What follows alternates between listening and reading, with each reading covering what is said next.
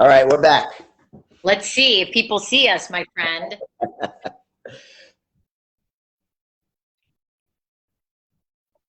The beauties of Facebook Live. I'm glad that I don't Facebook Live with clients. I only use Zoom. So Zoom always works for me.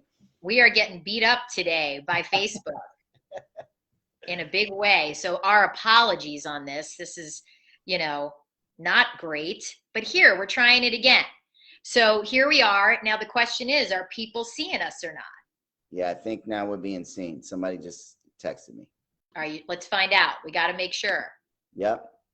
Just leave a comment if you see us.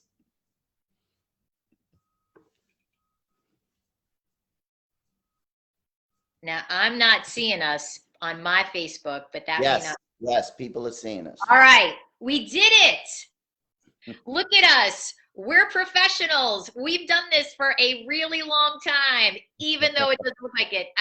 And this is, we're not going to diss Facebook. That is not the purpose of our time together. The purpose of our time together is to serve you in creating greater impact, income, and transformation in your coaching. I am Carolyn Freyer-Jones. This is Mr. Devon Bandison, and we are here to serve you for the next hour. And we'll do an hour because we started late because of technology. So here we are.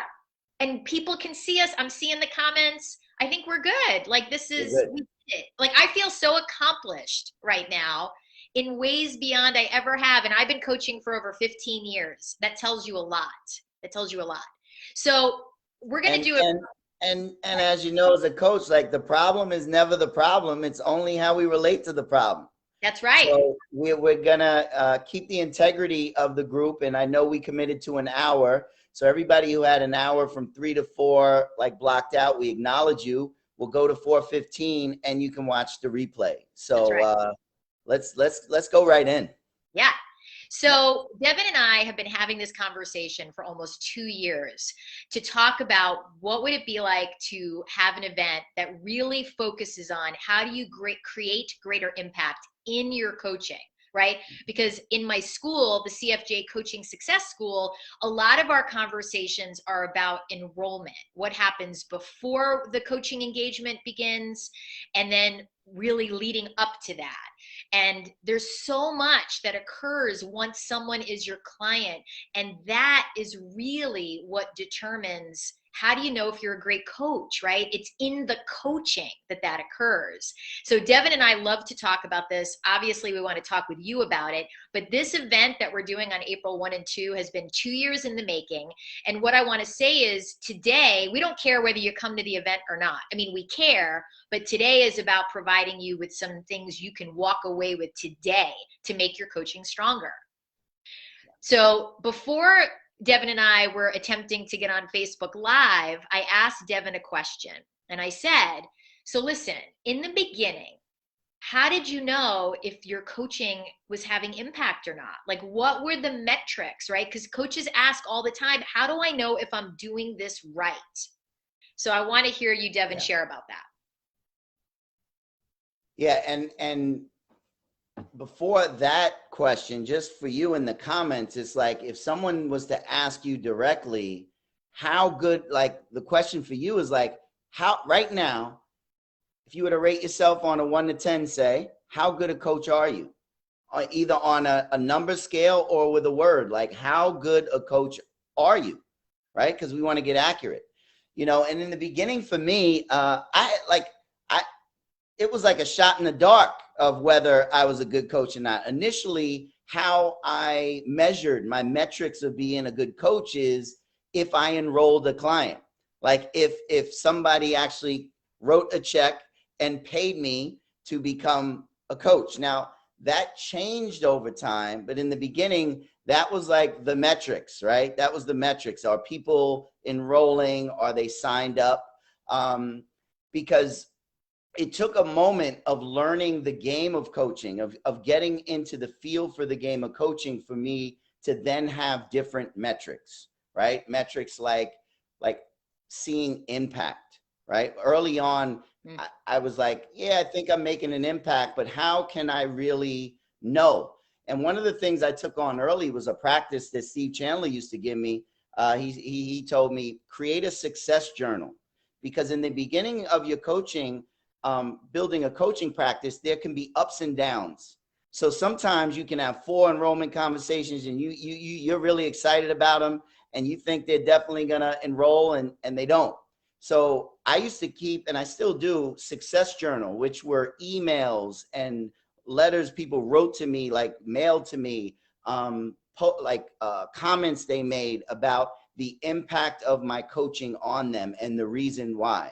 And for me, that was important to keep a success journal, because as things like got rocky a little and was like, man, haven't enrolled someone in a while, I could look at the success journal and say, well, this is what it's all about. You're really making an impact. So in the beginning, those were like my metrics. How about you? Well, for me, like you, some of it was just, are people even willing to come sit with me, right? Like, and then it was like, well, was I willing to ask them, was this useful, right? I think one of the most important things we can ask people, whether it's in an enrollment conversation or with an actual client, was this helpful today? Like, what was useful about today? I think many coaches, including myself at the beginning, I didn't want to ask. I mean, I was kind of afraid to know, like, what if they said it wasn't? But that actually is an error. We want to be asking, right? Because remember what Devon said, part of the opportunity for us as coaches is, how do we get accurate with who we're being and our impact as a coach? And we're going to do a whole thing in the main event about getting accurate, right? There's going to be a whole thing about it. But one thing I thought that would be useful, Devon, I want to make sure we do, in the comments, Devon just said to you, on a scale of 1 to 10, how would you rate yourself now? Right? How would you rate your coaching? And it can be a shot in the dark. Like, here's what I think, and I have no idea. But let's hear from you. Like, what are your numbers right now? Because that's going to help guide our conversation. So for me, it was like, were they willing to sit with me? Were they willing to come back for another conversation? Right? It's like, were they willing to come back for another? And then were they eventually willing to pay me money? And then after they paid me money, were they willing to pay me money again? Right? That's called renewals. Was someone willing to do more with me after 3 months, after 6 months? Like, those are the metrics that we want to start using. But if you don't have those metrics, you have one thing. You can ask the question, how was this for you today? What are you laughing at? You're laughing at something. Who, me? You know, I love the energy. This is why I don't get on the court with many people or anyone, and I'm getting on the court with you. I'm laughing because of, you know, I just know the passion and commitment, and I'm reading some of the you know, people 5 and 6s and 8s and 7s, and like, I love that people are just taking a look, right? Taking a look, because a lot of times as coaches, we know where we want to go. Like, we say, hey, I want to create, you know, a business that really impacts people, that works maybe with certain types of people, and I want to make this amount of money, and that my bank account is a reflection of my service. And you could sit down and say where you want to go. Well, what I have found is, in the beginning especially, and even throughout, not even just in the beginning, sometimes coaches aren't accurate at their starting point. And one of the things that I love about the main event, we have this special exercise we're going to do. You know, I work in sports a lot, of these 7 categories of being a great coach, and where of these categories are you in the stands and where are you on the court? And a lot of times when we go through this, when we're going to go through this exercise, I think people will be surprised where they thought they were, you know, on the court and really in the game, and realize, you know what, I've been in the stands. And from that, anything can be created. Yep. One thing, just so everyone knows, because Devon, even though Devon is looking somewhat pixelated at times, it might just be like, he may have some weird filter on, because, you know, Devon's like, you know, he likes filters and stuff. He's trying to look really good, you know. That's so funny. Someone else said, you're pixelated. My glow is so bright. It's because I'm in the Bronx, right? Devon and I, just so everyone knows, I'm actually in New York. He's in Queens. I'm in the Bronx, although he doesn't consider it the Bronx. We're both here. I am not in a museum. Like, I'm actually at my parents' apartment in New York, in the Bronx, also known as Riverdale. That's why Devon doesn't consider it really the Bronx, but it is. So I want to say something because I'm looking at all the numbers that you all have, Yeah. and I really acknowledge people, right, who are just like, I'm at a 5, I'm at a 6, I'm at a 4, I'm at, all of this. And I'm curious, what are you using? Like, you can put it in the comments. What's making you say those numbers? Like, what are you using as indicators? Because there's going to be another thing we're going to do at the main event. And just now we're going to start talking about what questions you're using, right? Devon said to me at the beginning, the way I took my coaching deeper was I had these questions that I would have off to the side waiting for me, right? When I got like, what do I do now? I would have these questions. And we're going to give you some of those questions today because we want you to walk away with some new things to do in your practice to make your coaching have more impact. So I want to know how you got your numbers. And I'll tell you how I knew mine early on.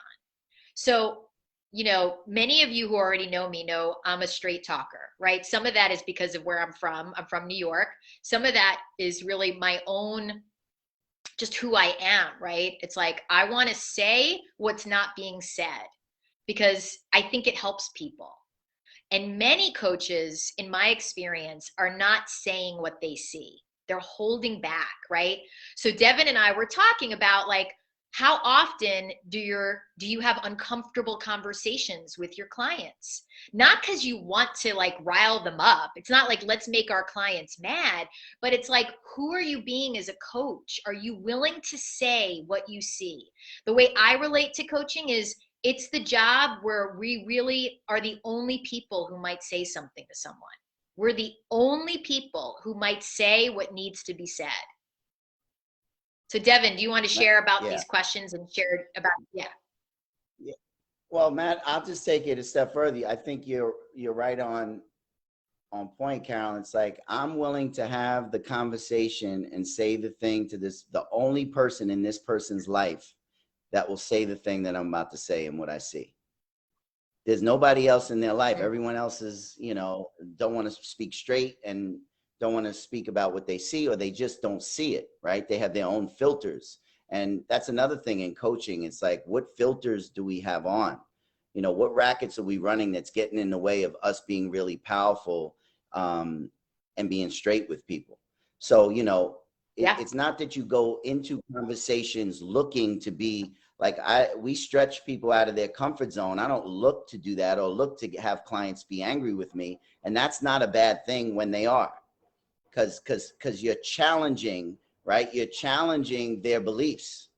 You're challenging the things that they have believed has held them back for all this time. And you're challenging their assumptions. And that's powerful. Before it was like, when I started, it was one of the things I noticed was, newer coaches. And when I was newer, I wasn't so comfortable with silence, for instance. So that's a metrics too. Like, I'm at a point now, Carolyn, nobody I know can out-silence me, right? And, it's like Mozart said, from coaching, it was like, music isn't in the notes, but music is in the space between the notes. If it was just a conversation and question after question, it would just be noise. But what makes music is the space. And what makes great coaching is the space, right? I know you're a Nancy Kline, like Nancy Kline is great, time to think. And one of the things I love about the Nancy Kline question is like, what makes you think that what you're about to say and fill that space with is more important and valuable than what the person in front of you would come up with, right? So I just want to talk about like that as a metrics of like being comfortable in the space. And as far as questions, you're right. Like when I wasn't so comfortable in the space in the beginning. So I used to have about 5 or 6 questions next to my computer, just in case I felt like I didn't know where to go with someone. And if you're a newer coach, that's great. And over time, what will happen is you'll start embodying questions. Like you won't have to come with any questions because the questions will emerge in your listening with the person that's with you. So now I don't have, like, I just listen, and from the listening is a beautiful creation. So, one of the books that I had questions from was a book called The Coaching Habit. I thought that was a great book. It had these 5 categories. And they would ask just simple questions like, you know, what's on your mind? And then to me, one of the biggest follow-up questions is like, one of the greatest questions in coaching is what else? Someone shares like, and what else? And then they finish and you say, what else? I think that being comfortable in that space in the follow-up of what else is a big question. What would you want to do? Can I add to that?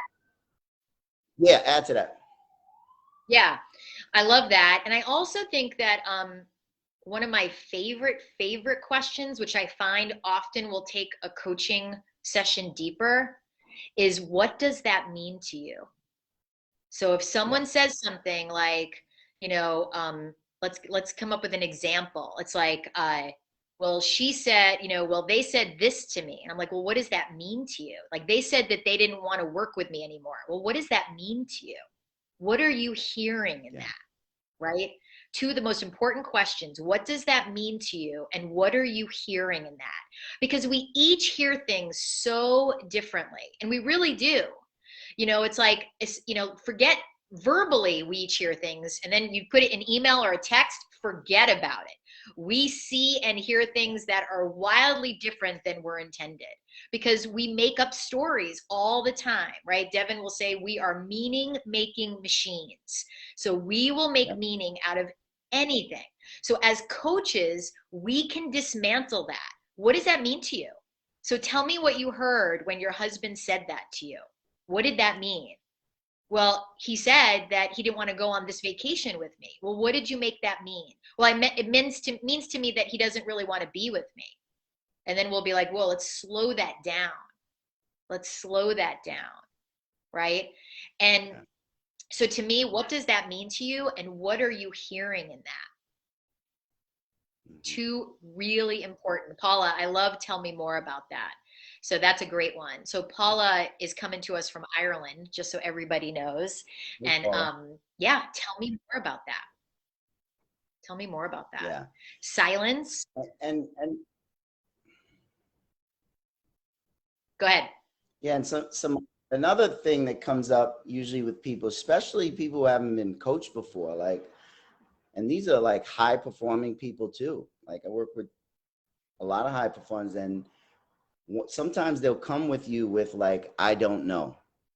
And so before we even get to I don't know, one of the brilliant things about what else or tell me more or what does that mean is that a lot of times when we come to coaching, a lot of coaches that I've seen are solving the wrong problem.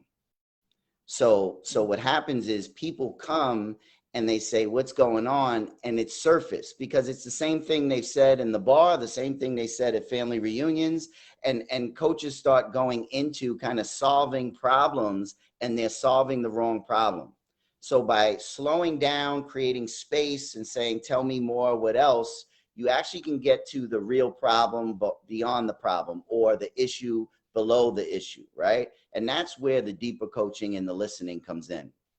That's right. The other thing is like, sometimes you may be working with someone and their go-to is like, I don't know. Right. And it's like, so there's two versions I go to with people with, I don't know. Right. One is more of a universal and one is more like straight talk New York. So the universal one's like, well, if you did know, just as a possibility, if you did know, then what would that look like? Because it gives them an opportunity to get the pressure off themselves having to know and said, if you did know, what would it be? That's one way.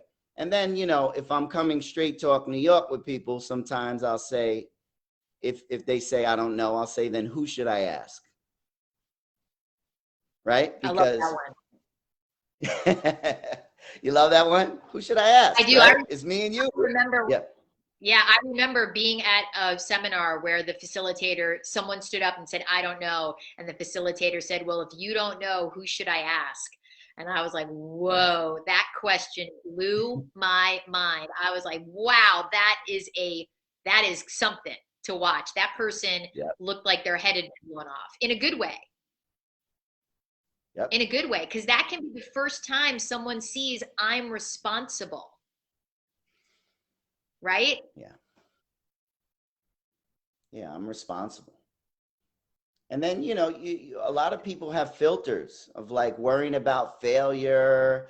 And like, you know, a lot of times you'll run into a client who's like, I want to do this, but what if I fail? And you want to challenge that too. Like, what would you want if you knew you couldn't fail? And then like, if you did fail, what would you make that mean? What would that mean?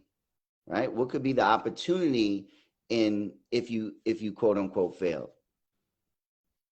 Right? So you never want to stay, for me, on the surface. You want to slow it down and really get beneath with the client. And in the beginning, to me, it was all about really having great questions. And newer coaches, even coaches who's been around, sometimes the quality of questions needs to be upgraded. And one of the things at the main event, I think we're going to have a whole bunch of really great questions that you could take right to your practice, right to your clients. That's right.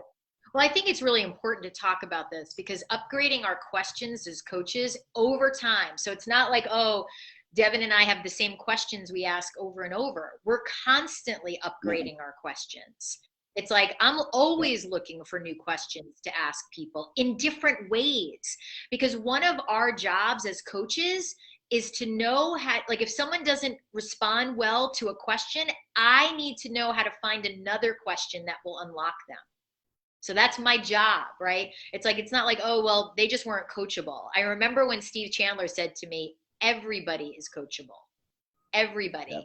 You just haven't found the way to unlock them. And I thought, wow, that's a big statement right there. So that's what I want to invite us into, to this possibility. Like, are you willing to consider that there are always new questions to unlock someone? And you may not have them yet. So in addition to like new questions, the other thing to think about is, what context are you coaching into? So I want to slow this down a little, Devon, if it's okay with you. It's like many of us are coaching into a context, but we're not talking about context. So in other words, our client is already operating in a context. They have their default context. The default context might be life is hard. The default context might be life's not fair. The default context might be, if I risk, failure could ruin everything, right? So, but if we don't get at the default context, we're like coaching in the dark. It's like we're just like, we're not even uncovering what's there. So one of the most important things, if a coach wants to go deeper, they have to be able to coach into context and find out what their client's context is. So I will literally be with people and say, so can I ask you a question? Do you have a context for your life? Now, a lot of people are like, what are you talking about? What do you mean, do I have a context? And I'll say, do you have a context? Like, life stinks. There's life sucks. Life sucks, then you die. And someone will look at me and be like, well, that was my parents' context. And I say, okay, so did you create a new context? Like, is your context, life happens to me? It doesn't happen for me. So if you're not uncovering context, there's such a huge opportunity in that, because I didn't know what my context was until I showed up at the University of Santa Monica. So when I showed up there, I didn't know I was living in a victim context. I was living in, my family was horrible and I'm stuck with them. I was living with, my marriage isn't as meaningful or as deep as I want it to be, and it's his fault, right? Those were the contexts that I was living in. I didn't even know it. It was like having on really dark sunglasses and then they were taken off. So coaching, this is where coaching gets off of the chess board into the chess player, right? Into the chess player. So if you haven't used anything around context, that is one way you can immediately start to make your coaching deeper. Do you want to share more about that, Devon? I know you talk a lot about this. Yeah, it's huge. So there's two parts of it, right? The chess player. So a lot of people Steve Chandler says chessboard, chess player, right? Some people George Pransky says game of life versus living life. USM says goal line, soul line, right? It's like who you're being. And the context as coaches, sometimes like knowing your context, like this is hard, it works for them and not for me, is a context in which you're listening into. And when you're listening in your language, create your world. So if you're listening from a context called this is hard, or they're not going to sign up for me, or speaking about money is the hard part, then that is actually the context in which you're coaching into, right? Now, on the other end with your client, it's exactly that. It's like, what is the context? You need to know that as a coach, because, in Landmark, they call it a racket. And people don't do this because something's wrong with them. They do it because there's a payoff. There's a level of safety in coming from a context, right? So it's like, I have a context called, my father was an alcoholic and then he died because of it, right? When he got a lot of money. And now I'm living into, if I get too successful, I'm going to end up like my dad, right? So now you may come into friction with a client and you see their possibility, and they're on this road, they're on this path, and all of a sudden they hit this wall and you're like, what's going on? That's where you have to say, hey, what's the context right here? Like, what is coming up for you? And if you are trying to coach against, if I get too successful, I'm going to die, dying's always going to win. So you want to slow that down and say, hey, let's look at that. What's the payoff for this? And let's look at what it's costing you, and let's create a new context. You got to get accurate. You got to get really into people's world with your listening to identify the context, identify the payoff, and then create a new one from there. So Devon, we have a question. Alethea is saying, could another word for context be belief?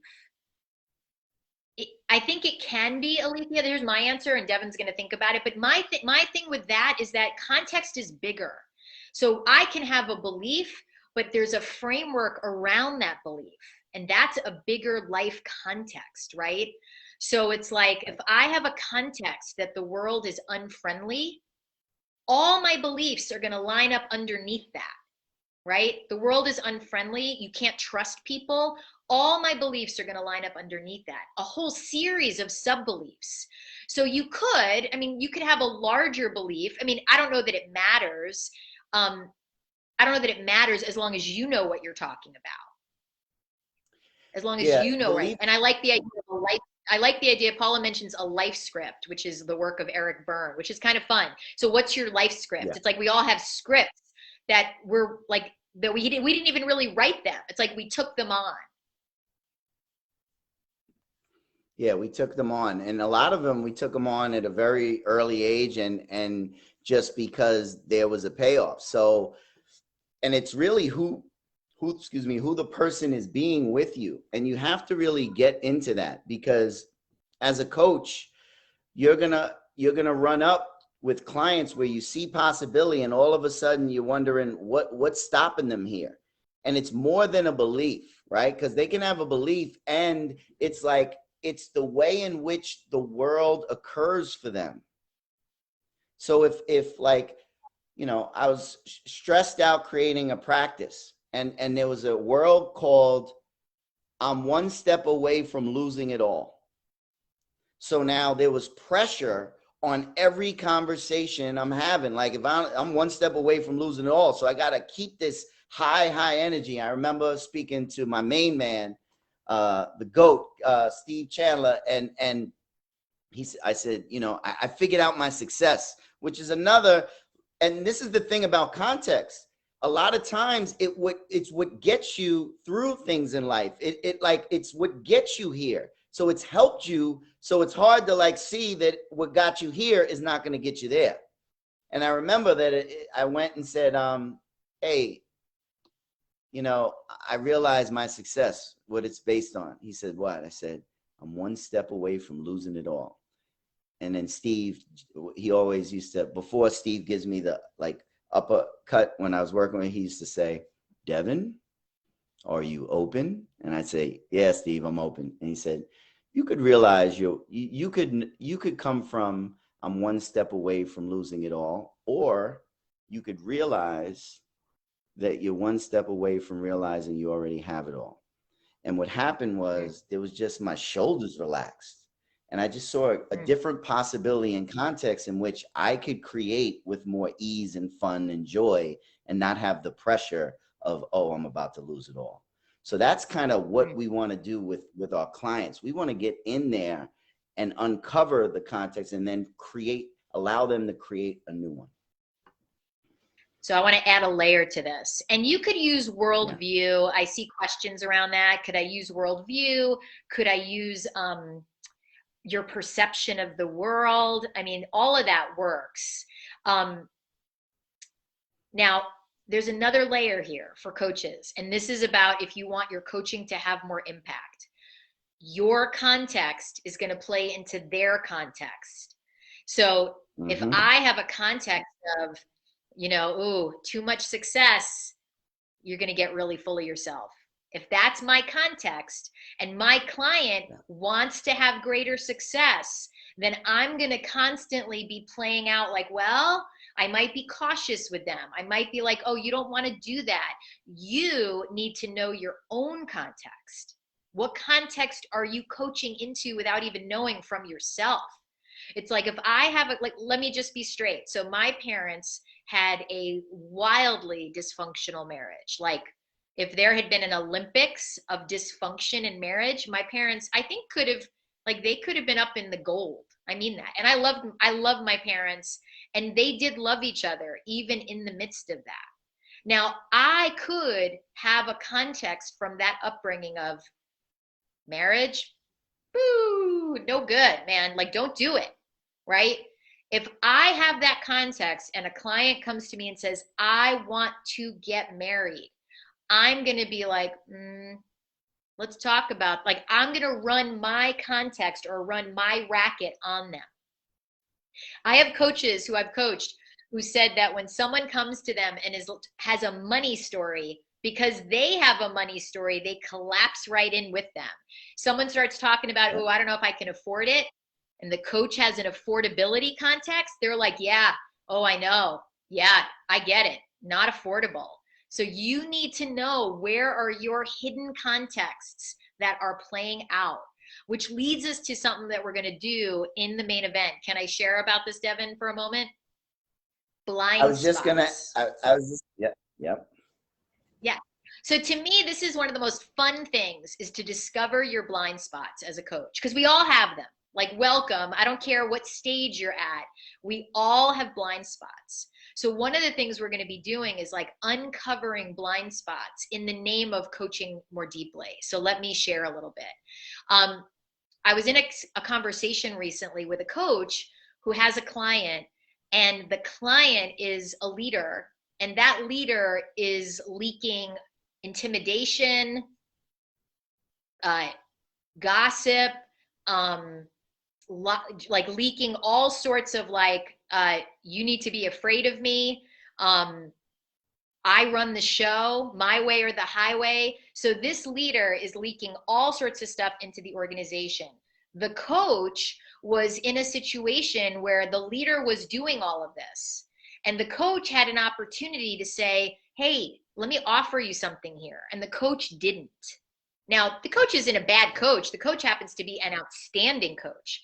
But there's some blind spot happening where they're not coaching into the intimidation this person is running, the culture of gossip that they're creating. This coach is not saying to the client, you are the source of all the dysfunction in the organization. They're all following you. The coach hasn't said that to this person. So we have to ask ourselves, what's creating that? What's creating, and that's a blind spot. And we can guess, right? We can be like, well, maybe the coach is nervous, right? This person might really be intimidating. And the coach might have to tolerate the client getting angry. Why else, Devon, would a coach not say what they see? Yeah, it's like they can have a blind spot called people pleasing. They can have a blind spot called really uncomfortable, feeling uncomfortable. They can have a blind spot called, this isn't the place to say it.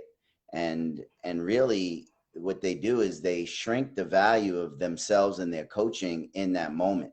And we all have blind spots. And what I love about the main event, the exercise that we've created for people, is there won't be any guessing. There's a specific way we're really going to uncover the blind spot. And a lot of people are going to be surprised at certain blind spots. They're going to be like, no, I'm good in that area, and see it just occur right there in real time. And so that's the area I love playing with people. And it's like, and you too, I know, Carolyn, is like, what don't you know you don't even know about your blind spot? Right. And Yeah. that area is, it shows up in, every area of our coaching and actually in our lives. And so the exercise that we've created just for this event, I think is fun, and it's really powerful. And I just want to add, like, this main event, like you said, it took us 2 years, right? And we've been talking about this for 2 years. And Carol and I are really locked in and invested in the development of the coaching industry and moving the coaching industry forward and coaches. And the promise of these 2 days is, we have a good handle on what's going on in the coaching industry. There is no event like the main event, April 1st and 2nd, for the combination of like the experience we're going to bring, stories, and the on the court things that people are going to be participating in. That's actually going to have them become a better coach in the room in 2 days. Like, they're going to see, Right. we're going to be challenging people. Like, we're not letting people off the hook in the room, right? Like, that's how we're invested in. We're not going to be the coach who in that leadership thing don't speak up. Like, it will be live and direct, and it's going to be some fun. You want to add to that? I want to say something. We had talked about one of the ways to like help people uncover their blind spots is going to be having people walk around the room blindfolded, but we decided against it. So I want you to know we're not going to be making you walk around the room blindfolded. And if you're doing it from Zoom, you don't have to walk around your house blindfolded. So we're not going to be that literal about blind spots. But I do want to say this. So another thing that is a blind spot, like let's just use this coach, right? It's called, and this is something that I have done, so this is not a judgment, called I want to keep getting this person to coach with me, right? Like, what if I'm the person that says to them, hey, you're doing this, and they don't want to coach with me anymore after this round, right? It's like, am I attached to not just them liking me, but am I attached to keeping them as a client? I think one of the most important things a coach can do is go, you know what? I care more about being honest with this person than I do about them being my client. Like, I'm willing to sacrifice them liking me. I'm willing to sacrifice them re-enrolling me in the name of sharing the truth as I see it. Now, that doesn't mean I don't do it. There's always love underneath that. So, some of you saw the email I sent out recently. It's like, what is underneath everything? Underneath everything. That's why people love to coach with Devon, because underneath all the things he talks about is this profound love that pours out of him, right? That's why people love being around him. That's why he's fun, because that's really underneath it. And he means it. He means it. So one of the questions that you want to ask yourself is like, where is your loving in the context of your coaching? And I don't mean, are you nice and are you caring? I mean, like, is loving what drives you? Is your intention to love your clients? Do you want to talk about that, Devon? Yeah. And, if you're steeped and coming from love, then your stand for people will be stronger, right? So if you're steeped and coming from love, the stand you have for someone will be stronger. And sometimes that doesn't look nice, right? Sometimes people say, wow, he was straight. He talked like that. And it really is come from love, because I come from that, and Carolyn the same way, we take a stand.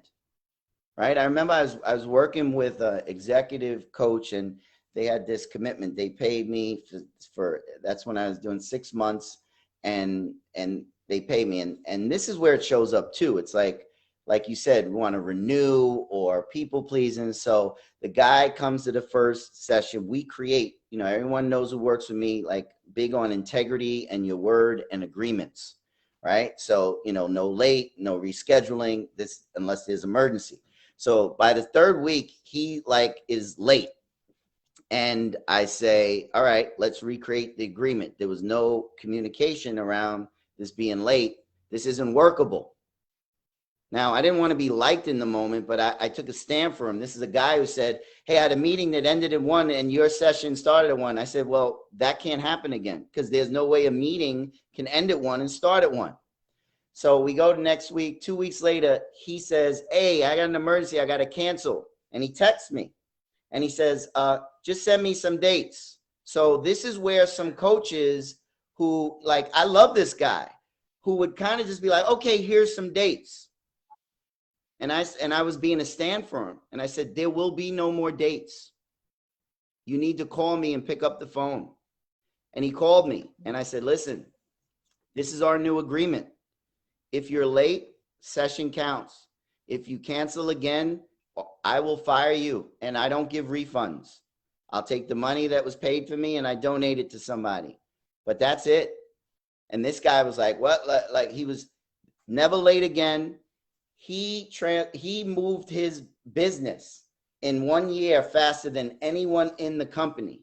And he said it was a direct result for being a stand for integrity in your word. Now, if I was scared, and that's because I had love for this guy, I saw that this thing was impacting every area of his life.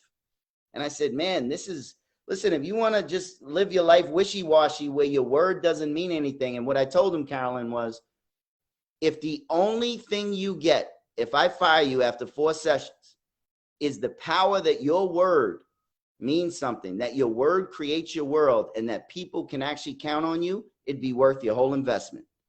And that was it. And to me, when you are steeped in love and you see something for someone, you're a stand for that. You're a stand. Mm-hmm. And he wasn't feeling me at the time. And the guy loves me. He always sends his staff to work, with me. Yeah. First of all, that's one of my favorite stories of yours. And Jennifer Butler, I want to say, when you ask the question, what does loving look like? That's what loving can look like, right? Loving looks all sorts of different ways in a coaching container. To me, that's some of the most profound loving though, right? When we love someone enough to hold their feet to their agreements, right? To say, no, in this container, your word is going to mean everything. And if this is the only place you learn how to keep your word, this is where it starts. It starts here. And Devon loved him enough to say, and I'm okay if you disappear. Like, if you can't do this part, we're done. And he loved him that way, right? And that didn't mean Devon didn't think he was doing his best. But I love the quote, right? The Ralph Waldo Emerson quote. I use it a lot in the school, and I'm going to use it here. People long to be made to do what they can. People long for it. They long to be made to do what they can. And that's what Devon did, right? Devon was probably the first person in that guy's world who was like, nuh-uh, nope, sorry, not here. That's not going to happen here, right? And that can be like, that was a game changer for that guy. And I love that.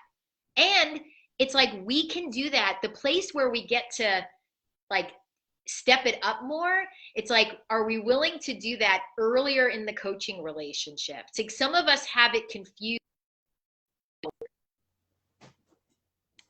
Session.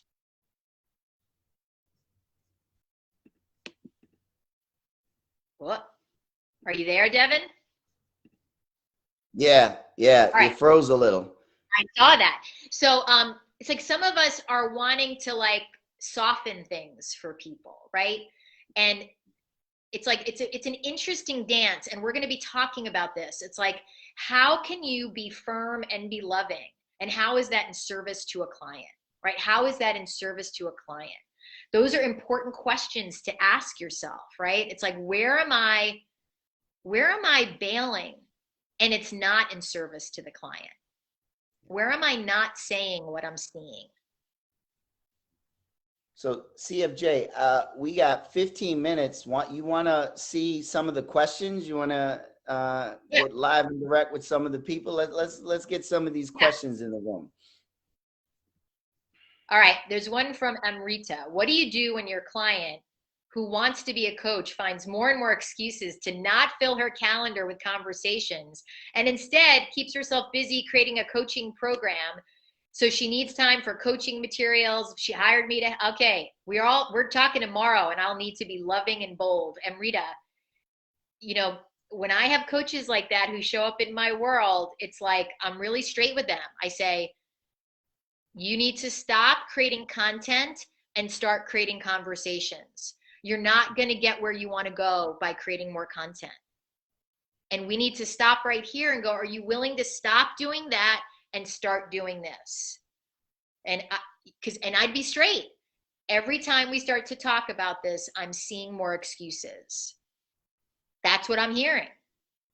I was thinking, Devon, so Amrita, that's part of it. Like, what have you not said to her? That's what I'll always say to a coach. What have you not said that you're willing to say here with us? It's great. Yep. Are there more? Let's see, the pleaser. What else do we got?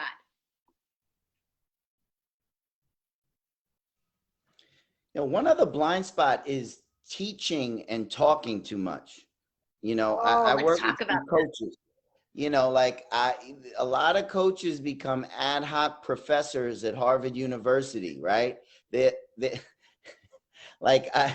I'm like, let's see how this conversation went, and they're just talking and training and teaching and the whole thing on goal stuff, and it doesn't allow the client or potential client the time to really think and see something within, because coaches have to remember where the answers are going to come from.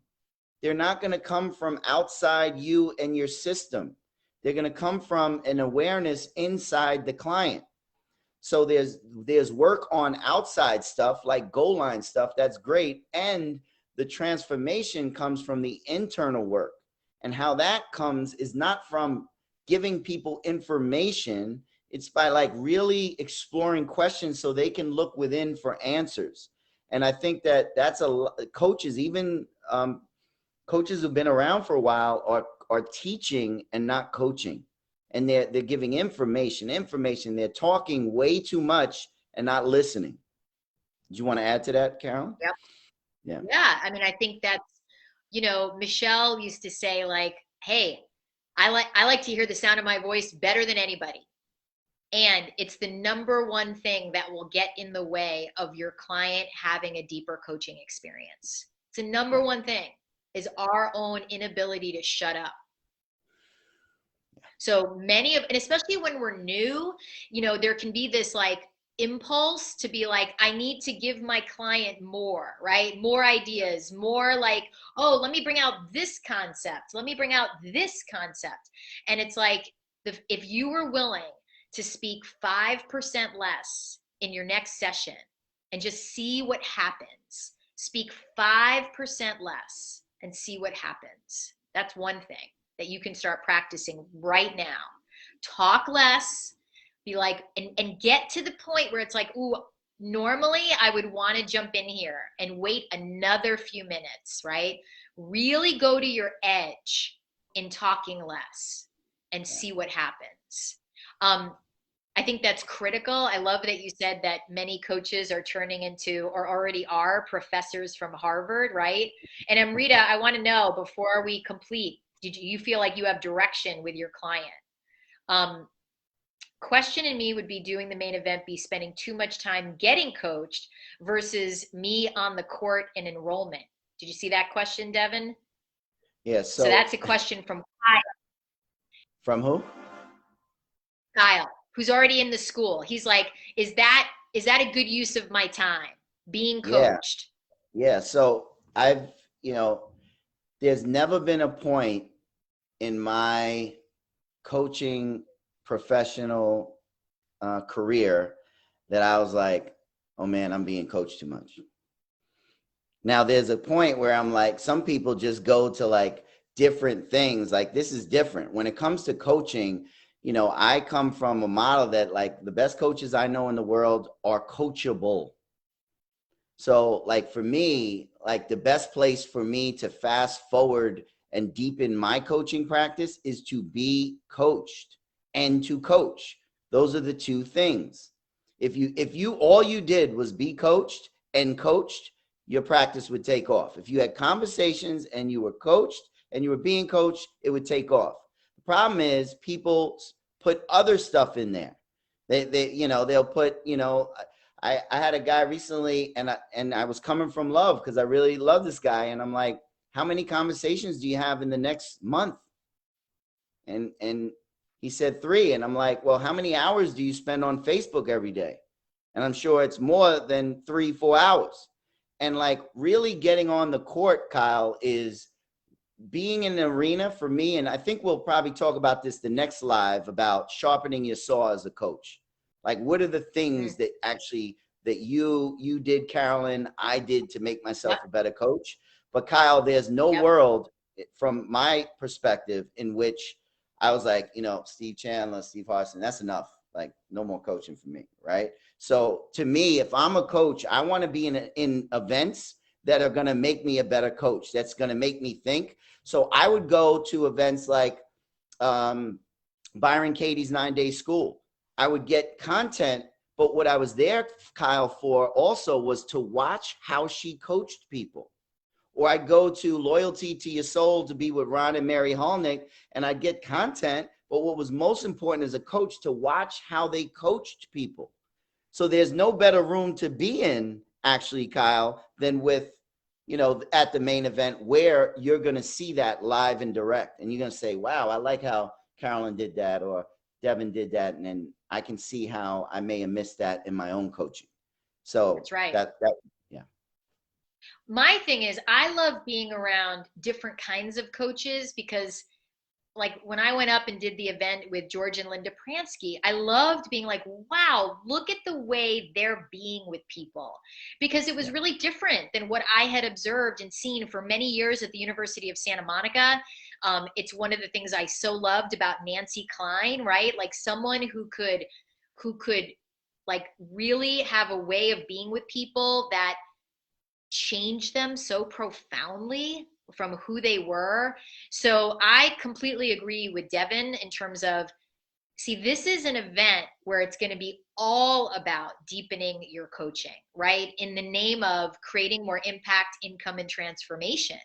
It's like, we want people to be getting more renewals. We want people to be getting more referrals, right? That's one of the key ways that you know that your impact is growing, when people are coming your way like that. And we don't get renewals when we're only coaching at like the baby, at the shallow end of the pool. We just don't, right? It's like when Steve Chandler used to say to Michelle and I, when we'd be like, this isn't going well with this client, we're not sure. He would be like, what did they hire you for?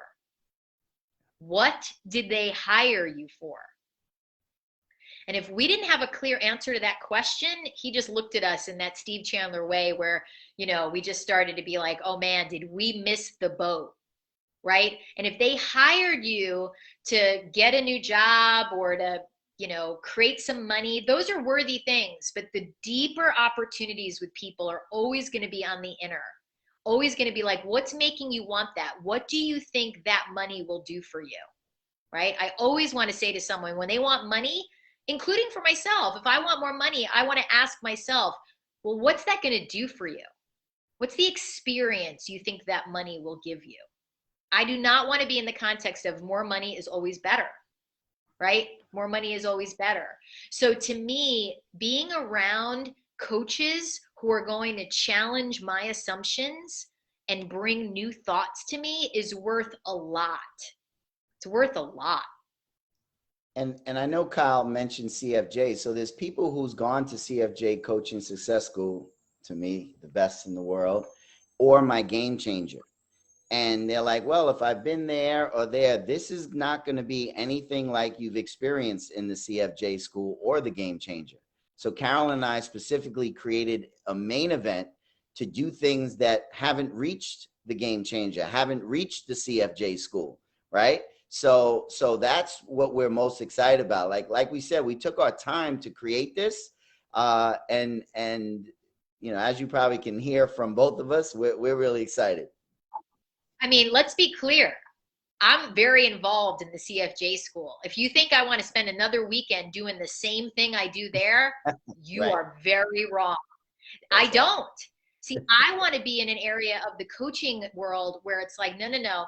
We're not like, this is about who you're being as a coach. This is about who you're showing up as when you get into a room with someone. You know, one of the things, Devon and I, you know, remember, we're both from New York. Pizza is a big part of the New York experience. You know, there's going to be something that involves not real pizza, but like metaphorical pizza. Like, what pizza are you offering in your coaching, right? Is your pizza like Domino's? Is it like Papa John's? Like, what is your pizza about as a coach? And Alethea asked an important question. Can you share about how to deepen the quality of our coaching during enrollment conversations? So I want to say this. There was a conversation I remember having with Steve. It was a number of years ago. Michelle was still here. And it was a similar question, Alethea. It was like, well, I really, like, what can I do with this person in the enrollment process that will help them become my client? And Steve was like, coach them as if they're already your client. Coach them as if you weren't dancing around trying to get their money. Right? If money was not what you were trying to get, what would you be saying? And if money was not anywhere inside of you as an objective, what would you be doing with that person? Right? The greatest coaches I know, it's not in the room. Money is not in the room during those conversations, Alethea. Do you want to say anything about that, Devon? The only thing I would say is deepening the enrollment experience with the client happens way before you show up with the client. So if you really want to deepen the enrollment conversation, it's really deepening your own learning about yourself in your own coaching and really discovering blind spots, right? And the rackets that you may be bringing into or the context that you're bringing. So deep conversations in enrollment start way before enrollment. And yeah, that's what I like to add. I like that. I appreciate that, Devon. That's very accurate, right? It's like, what are you taking a stand for in your life right now? Like, what matters to you, right? It's like, we all know what it's like to be around someone whose highest values are love. It's like, what are your highest values? What are you living into in your own life? And what are you taking a stand for? And look at the things that you don't want to be looking at. We're going to be doing that in the main event because most of us have places we don't want to look, right?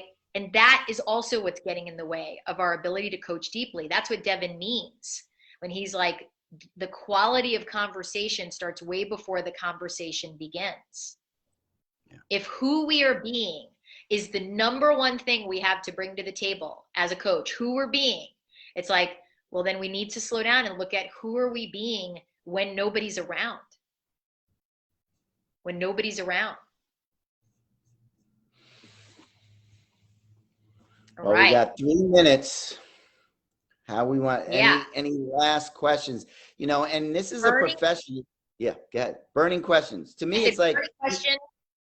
This is the greatest profession in the world, right? Like this event is to me the one that I wish I had when, you know, even earlier in coaching, because it's the only profession that I know that really pays you to learn more about you, right? So it's like, it's a no-brainer. Anywhere I can get an opportunity to learn more about me and my professional practice and becoming better at it, that's where I'm at. That's the game I want to play. And that is what you're going to bring to your clients, because they don't pay you for each session. They pay you for everything you bring, everything you attend, everything that you bring from that saves them a weekend from going to to California. You're bringing all of that. That's part of the value for you. Yeah. Yeah. I love that you said that. So one thing, we are going to be back here next week, same time, same place, but we're going to figure it out earlier. None of this Facebook nonsense where we were in the messenger room. So we're going to get that handled. You can count on that. You have my word, right? And you have Devon's word. So we will be here at 3 p.m. Eastern, 12 noon Pacific. And good for you for showing up here, right? Like we really want to challenge you. Come to all three, because you'll improve your coaching, and come back with a new story next week. Tell us something you used, right? Like be like, hey, this really helped me. So let's do that. We will see you here next week. And of course, if you have questions, you can private message me via Facebook. You can private message Devon. You can send us an email. You can go to our websites and contact us via our websites, CarolynFreyer-Jones.com, DevonBandison.com. And one other thing we want you to know, it's like there will be nothing regurgitated in the main event. Nothing regurgitated, right? Zero. All new. None of you have ever seen it before. You can count on it. CFJ, always fun being on the court with you. Thank you, everyone who came out. We'll see y'all next week. Nice work.